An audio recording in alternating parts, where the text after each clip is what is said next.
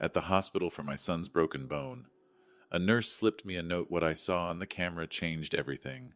True story. You never forget the sound of your child screaming, especially at 2:11 a.m. I was rinsing a coffee mug in my quiet Brookline kitchen when the call came in. The house was still. The kind of still you get after midnight when you live alone long enough to stop turning on lights you don't need. The number was unfamiliar. I answered anyway, because at 69 you learn that bad news doesn't wait for business hours. "Mr. Caldwell?" a man asked. His voice carried the flat authority of someone trained to deliver facts, not comfort. "This is Officer Rizzo with Pittsburgh Police. Your son has been in a motorcycle accident on Route 28. He's been transported to Allegheny General. You need to come now." For half a second, my brain refused to translate the words into meaning. Motorcycle accident. My son, Evan. Evan Caldwell was 36, too grown to need me, too stubborn to listen to advice, and still somehow able to make me feel like a father who could fix anything by showing up. My hands shook as I grabbed my keys. I drove through Pittsburgh like the lights were chasing me, gripping the wheel so hard my knuckles went pale. I prayed out loud on streets I'd driven 1,000 times, bargaining with a God I hadn't spoken to in years. "Please, just let him live. I'll take the pain. I'll take it all." The ICU smells like bleach, fear, and the things people never say out loud. Allegheny General's doors swallowed me into a world of fluorescent glare and hurried footsteps. A nurse led me through corridors that felt too bright, too clean, too indifferent. When I reached the ICU, I saw Evan before I heard anything else. He looked smaller than I remembered, pale under harsh lights, bruises blooming across his face like dark flowers. His left leg was suspended in a traction frame that made him look like he'd been assembled by strangers. Tubes ran into him. A monitor counted out his heartbeat with mechanical patience. A doctor introduced herself, Dr. Patel, and spoke in careful phrases designed to soften sharp truths. "Shattered tibia, fractured hip, significant soft tissue damage. We're concerned about nerve trauma. There's a chance of long-term mobility loss. Paralysis." The word hovered even when she didn't say it directly. Evan's eyes fluttered open once, glassy with medication. He found me like he'd been searching through pain for my face. His fingers reached out, weak but desperate, and caught my hand. "Dad," he whispered, voice scraped raw. "Don't leave." I leaned close, tasting salt and hospital air. "I'm here," I said. "I'm not going anywhere." I believed that promise would be enough to keep us safe. Exhaustion doesn't arrive like a wave. It creeps in like a thief. For 3 days, I lived in a vinyl chair beside Evan's bed. I learned the rhythm of the ICU, the beeping monitors, the soft shuffle of nurses, the muted sobs of families behind curtains. I slept in 10-minute bursts, waking with my neck stiff and my heart racing as if I'd been falling. Evan drifted in and out, sweating through pain meds, grimacing whenever anyone touched his leg. He clung to my hand like a drowning man. Sometimes he was lucid enough to talk. He'd squeeze my fingers and ask in a scared voice, "Will I walk again?" I'd lie to him because I had to. "You will," I said. "We'll get you through this." His wife, Lena, showed up the first day with a bouquet and a face that looked appropriately worried. In front of staff, she was gentle, attentive, soft. When the room emptied, that softness tightened into something else. Impatience that she tried to hide and never fully could. She'd ask questions that didn't sound like love. "What's his insurance limit? How long does rehab cost? Do you know if your retirement account has penalties for early withdrawals?" I told myself she was anxious. Anyone would be anxious. This was their life, their future. But on the second night she asked, too casually, "Your house is paid off, right? That brick one in Brookline?" I stared at her. "Why does that matter?" She smiled too quickly. "Just planning for Evan's recovery." And I hated myself for the little jolt of suspicion that flickered inside me. The worst pain isn't what you see. It's what you choose not to question. Evan had always been charming. As a kid, he could talk teachers into extra time and talk his mother into extra dessert. When he got older, he learned to aim that charm like a flashlight, bright enough to blind you to everything else. In the hospital, he became a portrait of vulnerability. His voice trembled. His hands shook. Every shift of his body brought a grimace that made my stomach twist. "Dad," he rasped late on the second night, "you should go home. You look like you're going to fall over." "I've slept in worse places," I said. trying to smile. Don't worry about me.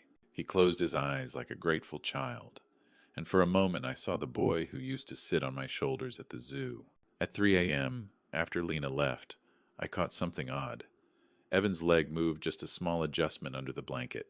Not a spasm, not the helpless twitch of a damaged body. A controlled shift, like someone getting comfortable. Maybe it meant nothing. Maybe pain meds did strange things. Still, the image lodged in my mind like a splinter. Sometimes the truth doesn't speak. It slips into your hand like contraband. The door opened quietly around 3:40 a.m. A night nurse stepped in calm, efficient, moving with the practiced speed of someone who'd seen too much to waste motion. Her name tag read, R. Morales. Rosa Morales looked early 40s, hair pulled tight, eyes tired in a way only night shift workers understand. I'd seen her once before. She was professional, brisk, and somehow kind without being sentimental. She checked Evan's IV, adjusted leads, made notes. Evan slept, mouth slightly open, breathing steady. As Rosa turned to leave, she paused beside my chair. Her hand dropped as if to straighten the blanket I'd draped over my knees. Instead, her fingers brushed my palm and pressed something folded into it. Paper, thin, light. My body went rigid. Rosa didn't look directly at me. Her voice was low, almost casual, like she was commenting on the room temperature. Don't react, she murmured. Read it later. Then she left. The door clicked shut. I kept my fist closed, afraid Evan would open his eyes and see. Afraid my face would reveal the sudden fear that wasn't about my son's health. When Evan's breathing deepened, I unfolded the note under the blanket. 4 lines. Sharp handwriting. He's lying. Check the cameras. 2 a.m. last night. Trust your gut. My throat went dry. He's lying. Who? I stared at my son's sleeping face and felt the ground shift under everything I thought I knew. A father can forgive almost anything until he realizes he's being played. I wanted to tear the note up. I wanted to pretend it never touched my skin. I wanted to believe Rosa was confused, that this was about another patient, another room, another story. But my mind refused to settle. It circled those 4 lines like a dog circling a wound. I watched Evan the rest of that night. Watched the way his face softened when staff walked out. Watched how his pain seemed to spike only when someone entered. Watched how Lena's questions always drifted back to forms, deadlines, and money. At 5:30 a.m., I slipped into the hallway and bought terrible coffee from a vending machine. My hands shook so badly I spilled it on my thumb and didn't feel the heat right away. I thought about my late wife, Mary Ann. She'd been gone 6 years, and grief still lived in the corners of my house like dust you can't fully clean. Mary Ann used to say, "Love is not blindness, Harold. Love is seeing clearly and staying anyway." I'd tried to live by that. At 6:20 a.m., Lena arrived with a bright smile that didn't reach her eyes. "Harold, you should go home and shower. Evan needs you strong." Right on cue, Evan's eyelids fluttered. He groaned, that familiar sound of helpless pain. "Dad, don't leave." And something clicked into place. The note wasn't only about lying. It was about control. Someone wanted me exhausted. Someone wanted me emotional. Someone wanted me easy to push. If you want the truth, don't ask the people who benefit from your ignorance. I told Lena I'd step out for an hour. I smiled like a tired old man who trusted his family. I kissed Evan's forehead like I believed the act. Then I walked out with the note burning in my pocket like a match. I sat in my car in the hospital garage and stared at the steering wheel for a long time, breathing like I'd run up 10 flights of stairs. Part of me wanted to drive home, back to my quiet house, back to not knowing. But another part of me, the part Rosa had spoken to, refused to be managed. I needed help that wouldn't bend under emotion. I called Dylan Shaw, an old friend from my union days. We'd worked jobs together when I was still a city electrician. He'd left the trade years ago and became a private investigator after his sister got scammed out of her retirement. He answered on the second ring. "Harold, you okay?" "I'm not," I said. "I need a favor. Quiet.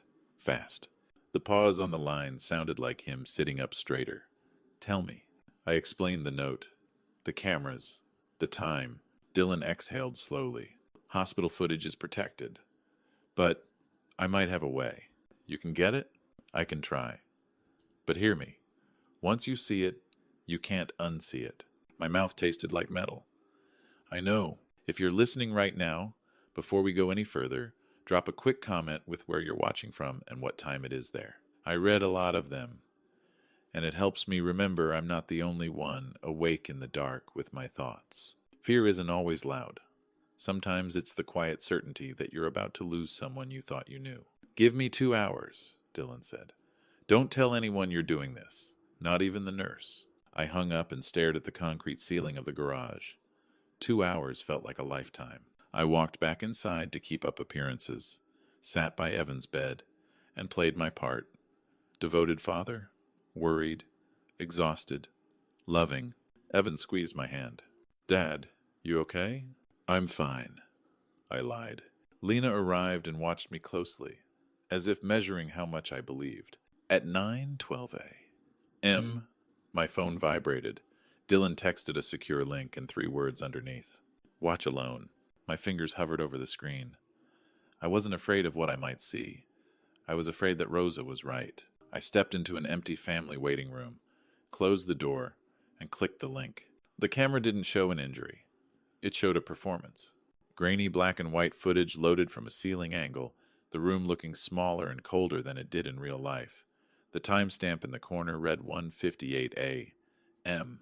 There I was in the video, hunched in my chair, head drooping, old and exhausted. At 1:59 I stood, rubbed my eyes, and shuffled out, probably to the bathroom, probably to another cup of terrible coffee. The door closed. The room went still.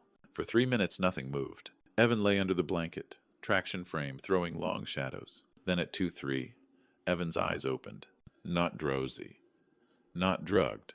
Sharp, alert. He turned his head left, right, listening like a man checking whether the coast was clear. Then he sat up, not slowly, not with pain, not with trembling weakness. He sat up like someone waking from a nap. At 2:04, he swung both legs over the side of the bed. The paralyzed leg moved cleanly. The shattered leg supported him. At 2:05, he stood. A sound escaped me, half gasp, half broken prayer. I clamped a hand over my mouth, but it didn't matter. The truth had already entered. Evan took a few steps, stretched like he was tight from lying down too long. Then he reached under his pillow and pulled out a phone, scrolling with a relaxed face, almost amused. At 2:08, the door opened. Lena slipped in carrying a paper bag. Fast food. Evan grinned. He took the bag like a teenager, sneaking snacks into a movie theater, pulled out fries, and ate them standing up. Standing, chewing, smiling. At 2:12, he laughed, head thrown back, carefree. At 2:16, he climbed back into bed and pulled the blanket up, rearranging himself into the helpless pose I'd been watching for days. The clip ended. I sat alone in that waiting room and felt something crack inside me with the clean snap of bone. For the first time in my life, I thought, I don't know my son at all. Betrayal doesn't scream, it whispers, and suddenly the past makes sense. I walked back to Evan's room with my face arranged into something neutral. My body felt hollow, like my insides had been scooped out and replaced with ice. Every odd moment from the last year replayed differently now. Evan dodging money conversations, Lena asking about my deed, Evan mentioning opportunities that sounded like gambling, the way he'd suddenly been stressed in the weeks before the accident. I left the hospital that afternoon and drove home without music, without radio, without anything but the click of the turn signal in my thoughts. My house sat on a quiet Brookline street, red brick, 2 stories. A porch swing Marianne and I picked out when Evan was in high school. Not fancy, but paid off. Stable. Mine. The moment I walked inside, I didn't feel comfort. I felt targeted. I opened my laptop and changed every password. Bank, email, utilities, retirement accounts. I called my credit union and placed a verbal hold on any transfer over $2,500 unless I appeared in person with ID. The clerk asked, "Mr. Caldwell, is everything okay?" I almost laughed. "No," I said, "but it will be." Then I pulled my deed from a file cabinet and locked it in the safe behind the painting Marianne loved. My hands were steady, not because I wasn't hurt, because hurt had turned into resolve. When the truth expands, you realize the lie was never just one lie. Dylan called at 4:40 p.m. His tone was low. Harold, I dug deeper. You're not dealing with a simple act. Tell me, I said. He hesitated. You sure? I'm already drowning, I replied. I might as well see the bottom. Dylan spoke in facts, each one landing like a weight. Evan was drowning in debt, 6 figures from a failed crypto scheme and an investment with friends that looked like gambling with extra steps. Then Dylan said, There's a payment, $15,000, sent from Evan's account to a Shell LLC connected to Dr. Mark Kessler. Dr. Kessler was Evan's orthopedic surgeon. A bribe? I whispered. I can't prove intent without a confession, Dylan said, but the timing is ugly, 9 days before the accident. My stomach tightened. What about the scans? That's the worst part, Dylan replied. The raw imaging doesn't match the written diagnosis. There's a fracture, yes. Painful, yes.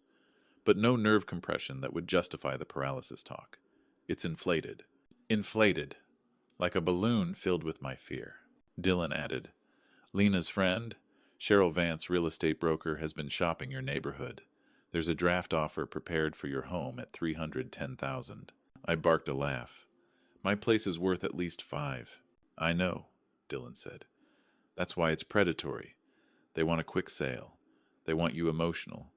They want you to choose your son over your house. I stared at Marianne's photo on my mantle and felt grief twist into anger. Evan wasn't trying to borrow. He was trying to take. The best revenge isn't rage. It's patience with a plan. What do you want to do? Dylan asked. This time, I said, I'm the one acting. The next morning I walked back into Allegheny General wearing a face I didn't feel. Devoted father. Concerned. Exhausted.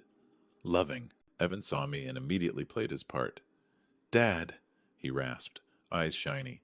I thought you left. I sat, took his hand, and pretended not to notice how warm and strong his grip felt. I'm here, I said. I'm not going anywhere. Lena arrived with a thermos of soup and that rehearsed smile. You look so tired, Harold. You shouldn't run yourself into the ground. I'll manage. Right on schedule, she steered the conversation. Billing called. Insurance is refusing part of the claim. They say Evan's policy has exclusions. Evan groaned at the perfect moment. Dad, I can't live like this. Lena leaned forward. There's a solution. A hard one, but a solution. What solution? I asked, letting my voice sound confused. If you sold your house, she said softly, we could cover the costs and get Evan into the best rehab facility, the kind that gives him a real chance. Evan's lip trembled. Please, Dad, I don't want you to lose the house, but I'm scared. I let silence stretch until Lena's eyes flicked with impatience. Then I nodded. Let me think about it. Relief flashed across her face too fast to hide. They thought they'd won. That night, alone in my kitchen, I practiced the conversation out loud. I heard my own voice break on Evan's name, and I forced it steady again. I reminded myself of the bills Marianne and I paid, the overtime shifts, the birthdays I missed to keep our home secure. I wasn't walking into that hospital to punish a son. I was walking in to protect an old man who had finally learned a brutal lesson. Compassion without boundaries isn't kindness, it's surrender. And surrender is what predators count on when they call it family. The moment you realize someone is using your love, your heart turns into steel. For 2 days I returned and repeated the same line. Let me think about it. Each time Lena pushed harder. Each time Evan performed better, crying, shaking, saying words designed to pierce a father's heart. Dad, I don't want to be a burden. Dad, don't you want me to walk again? Dad, Mom would want you to help me. That last one nearly broke me. Marianne's name in his mouth felt like sacrilege. But then I remembered the footage, Evan standing and laughing over fries at 2 a.m., and my softness hardened again. On Friday night, Dylan met me in his office with a folder thick enough to end a marriage and a career. Bank transfer proof, radiology discrepancies, the draft offer, a timeline that turned the accident into strategy. Dylan tapped the folder. This is enough to go to police or hospital administration. Not yet, I said. I need him to admit it. I need him to look me in the eye and confess. Dylan studied me. Harold, that's gonna hurt. I'm already hurt, I said. Now I want the truth to have a voice. Before I left, I made 3 calls. My neighbor, Mrs. Anita Brooks, to be a witness. my old friend Glenn to stand nearby, and hospital security quietly so they'd be close. Courage isn't loud. Sometimes it's just showing up with evidence. Saturday morning I wore my only black suit, the one I'd worn to Marianne's funeral. It sat heavy on my shoulders like armor made of grief. When I reached room 417, I didn't go in alone. Dylan walked beside me with the folder. Mrs. Brooks waited down the hall. Glenn stood near the nurse's station, pretending to scroll his phone, watching me like a lifeline. I pushed the door open. Evan looked up and smiled. "Dad, you're dressed up. What's going on?" Lena was arranging flowers, face brightening. "Harold, good morning. Did you—" "I made a decision," I said. Both of them leaned in without realizing it, like hungry people catching the first scent of food. Lena clasped her hands. "Oh, thank God." I set a tablet on the rolling tray. "I want to show you something first." Evan's smile faltered. "What is that?" Dylan opened the folder without a word. I hit play. A lie can survive questions until it meets proof. The black and white footage filled the tablet screen. Timestamp 23 a.m. In the video, Evan's eyes snapped open. He sat up, swung his legs, stood. In real time, Evan's face drained of color. Lena's hand flew to her mouth. The video continued. Lena sneaking in with the fast food bag. Evan eating fries, standing up, laughing like nothing hurt. When it ended, the room was so quiet I could hear the monitor beeping like a countdown. Evan's mouth opened. Nothing came out. Finally, he whispered, "Dad, I can explain." I looked at him with a calm that surprised me. "Then explain," I said. "Start with why you made me watch you suffer." Evan's eyes darted to Lena like he wanted her to save him. Lena straightened, panic sharpening her voice. "This is a misunderstanding. The medication." "Stop," Dylan said, quiet but hard. I slid a paper from the folder onto the tray. "This is the draft offer on my house. $310,000. Prepared by your friend Cheryl Vance." Lena froze. I laid another sheet down. "This is a bank transfer. $15,000. 9 days before the accident." Evan made a strangled sound. Then the door opened again. Rosa Morales stepped in, as quiet as the note she'd given me. Her expression didn't waver. "I reviewed the chart," she said. "The symptoms don't match the imaging. I tried to report it, but I was told to stay in my lane." As if summoned by the universe's cruel timing, Dr. Mark Kessler walked in with a clipboard. He stopped when he saw the tablet. The color drained from his face. I turned toward him. "Doctor, perfect timing. Would you like to explain why the written diagnosis doesn't match the raw scan?" Dr. Kessler swallowed. "Mr. Caldwell, there are complexities." "Complexities," Dylan repeated softly. "Or crimes?" Evan began to cry. Real tears now, not the staged kind. "Dad," he choked. "I didn't know what else to do. If you're still with me here, take a second and tell me, what would you have thought in my place, sitting in that chair for 3 nights? Drop your answer in the comments." I'm asking because this next part is where a lot of people's hearts split in two. When he confessed, I didn't feel victory. I felt mourning. Evan sobbed into his hands. "I messed up," he said. "I owed so much. People were threatening me. I thought if I got the money fast, I could fix everything." "The plan," I said, voice low, "was my house." Evan couldn't look at me. "I knew you wouldn't just give it. You'd lecture me. You'd say I was irresponsible. So you decided to steal," I said. Lena snapped. "We were desperate." Rosa's eyes flashed. "Desperate people ask for help. They don't bribe doctors and fake paralysis." Dr. Kessler tried to speak. Dylan cut him off. "Save it. Administration and police are being notified." Evan reached for my hand, tears sliding down his cheeks. "Dad, please, don't do this. I'm still your son." I stared at his hand on mine, the same hand I held when he was 5 and afraid of thunderstorms. And something inside me felt like a funeral. I could love him and still refuse to be destroyed by him. "You were my son," I said softly. "But you left me first." Evan whispered, "Dad, please." I pulled my hand back. Walking away was the hardest thing I've ever done, and the cleanest. I turned toward the door. My knees felt weak, but my spine stayed straight. Behind me, Evan's voice broke into a wail. "Dad, don't go." For a heartbeat, every instinct screamed to return, because fathers return. Fathers fix. Fathers absorb pain like it's their job. But then I saw the footage in my mind again. Evan laughing, Evan eating fries, Evan resetting himself like an actor. And I kept walking. In the hallway, Glenn caught my elbow. "You okay?" I nodded once. It wasn't an answer. It was all I had. Mrs. Brooks stood nearby, eyes wide, hand over her mouth. "Harold, I had no idea." "Neither did I whispered. Security moved past us toward the room. I didn't watch what happened next. I didn't need to. I'd already seen enough. In the elevator down, my reflection stared back at me, older than yesterday, but steadier. Outside, cold air hit my face and woke something in me. Not rage, not revenge, freedom. Consequences don't always arrive like thunder. Sometimes they arrive like paperwork and handcuffs. The next 2 weeks blurred into official calls. Hospital administration asked for the footage link, Dylan's documents, Rose's statement. Their language was corporate, but urgency lived under every sentence. Then the police called. Dr. Kessler was suspended pending investigation for fraud and unethical conduct. Evan was questioned for attempted insurance fraud and conspiracy. Lena stopped answering her phone altogether. One morning, my voicemail lit up. Evan's voice sounded hoarse. "Dad, please. I'm sorry. I'll fix it. Just talk to me." I deleted it, not because I didn't care, because I cared too much to be pulled back into the same trap. Dylan helped me place flags on my accounts and notify the county recorder's office to watch for fraudulent deed activity. He suggested putting my home into a trust. The idea felt like armor, and it also felt like grief. When I visited Rosa to thank her, she shook her head.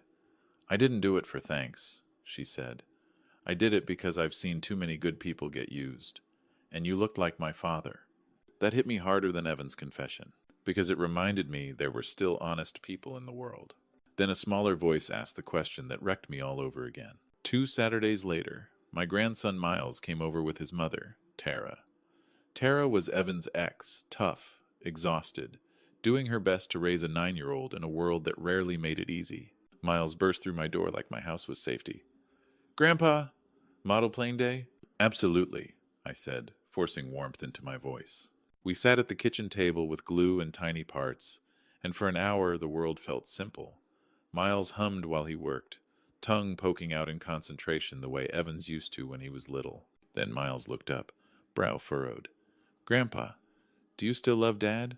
The question landed like a rock in my chest. I set the plane down carefully. "Why do you ask, buddy?" He shrugged. "Mom said Dad did something bad, but he's still my dad." I nodded slowly, choosing words like fragile glass. "I will always love the boy your dad used to be," I said. "But I can't pretend the man he became didn't hurt people. Loving someone doesn't mean letting them take from you." Miles stared at the half-built plane.